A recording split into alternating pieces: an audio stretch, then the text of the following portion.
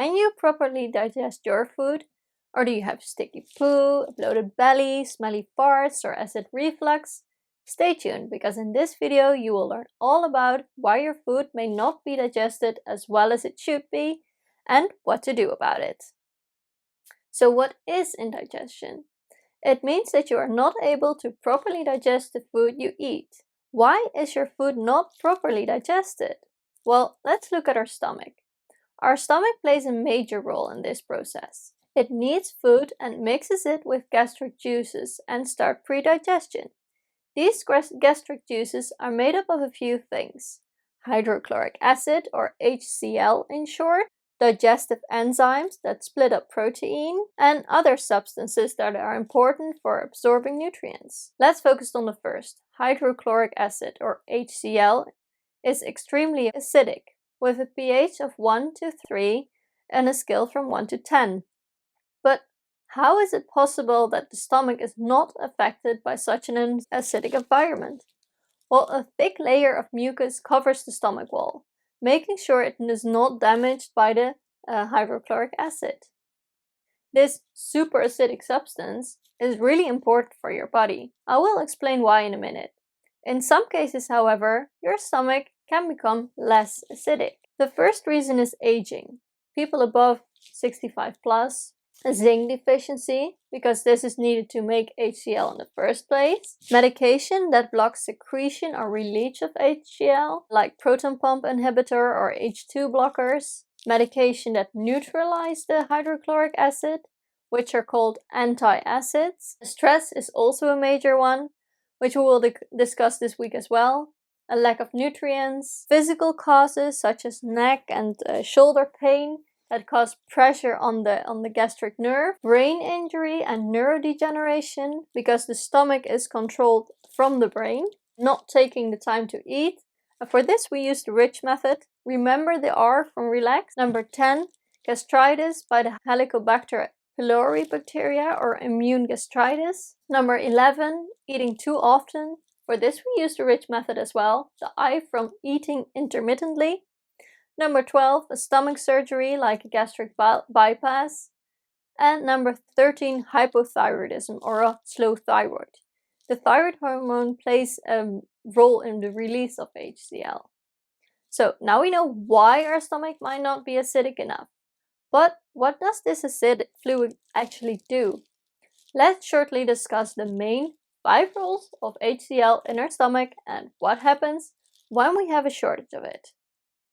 Number 1, hydrochloric acid kills harmful bacteria and sterilizes the small intestine. So it makes sure that no bad bacteria enter the small intestine. In case of a shortage of gastric acid, you get an overgrowth of bacteria in your small intestine, because not all bacteria are killed anymore. This overgrowth of bacteria is called a small intestinal bacteria overgrowth, or SIBO, which can result in gas, burping, cramps, bloating in the upper part of the belly, constipation and diarrhea. Number 2, it helps digest protein. When the environment in your stomach is not acidic enough, the enzyme that splits up protein may not be properly activated, in which case you have trouble with digesting rich foods, like meat, beans, or nuts.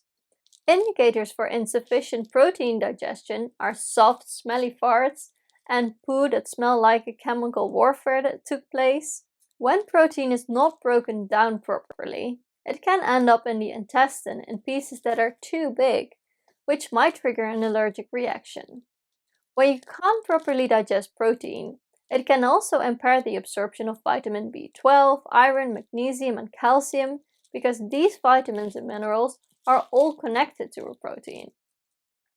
When these vitamins can't be split from its protein in the stomach, it cannot be properly absorbed later in your small intestine, which might lead to a vitamin or mineral deficiency.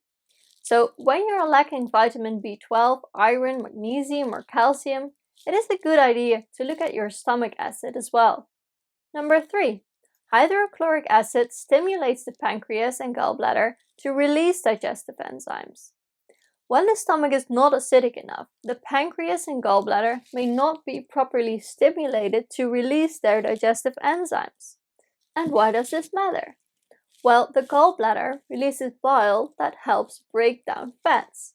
Without enough bile, fats may not be emulsified or broken down enough and can't be properly absorbed later in the small intestine. This malabsorption can lead to sticky poo, you need a lot of toilet paper, and a possible shortage of fat-soluble vitamins A, D, E, and K.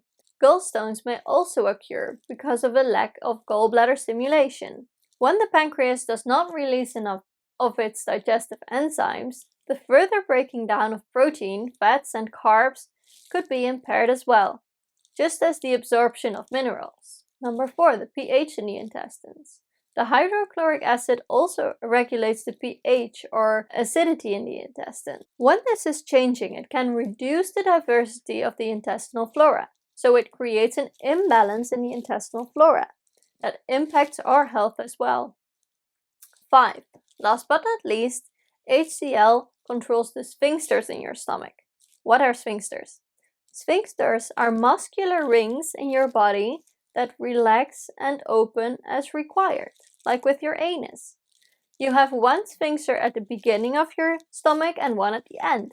The first goes from your esophagus to your stomach, and the latter from your stomach to your small intestine. The stomach passes small bits of food to the small intestine via the latter sphincter. It will only open if the stomach content is acidic enough. When you do not make enough stomach acid and the food pulp is not acidic enough, the sphincter will not open and the food will remain in the stomach longer than usual. And when it does, it can start to ferment, which can feel like having a pit in your stomach, but also bloating just after the meal, gas, belching, and sometimes a bad taste in your mouth. When the food remains in your stomach for longer, it can also cause the upper sphincter to your esophagus to relax and open, which can cause acid reflux, heartburn, or more serious and lasting forms of acid reflux called GERD. In some cases, the enzyme that breaks down protein comes back up the esophagus, all the way up to your larynx and vocal cords, causing what is called silent reflux, creating symptoms like chronic coughing, chronic hoarseness, a lump in your throat, irritation, and a dripping nose and asthma. But keep in mind that a shortage of gastric acid is not the only cause of acid reflux, silent reflux, or GERD. The sphincters can namely also become weak or relaxed due to other factors, such as increased pressure on your abdomen from being overweight, obese, or pregnant, or even from constipation. You might have heard pregnant women complain about acid reflux. Certain medications, such as antihistamines, calcium channel blockers for high blood pressure, antidepressants, and sedatives. Smoking, alcohol, chocolate, peppermint, and coffee, the caffeine in it. Hiatal hernia, which is a condition in which the upper part of your stomach pushes upward into your chest through an opening in your diaphragm. When you're suffering from acid reflux, GERD, heartburn, or silent reflux, and recognize yourself in one of these factors, it is likely to come from one of these. So, before checking your stomach acid with the acid test in the next video, see what cutting out these triggers can do for you. If you are thinking on reducing your medication, always discuss this with your doctor.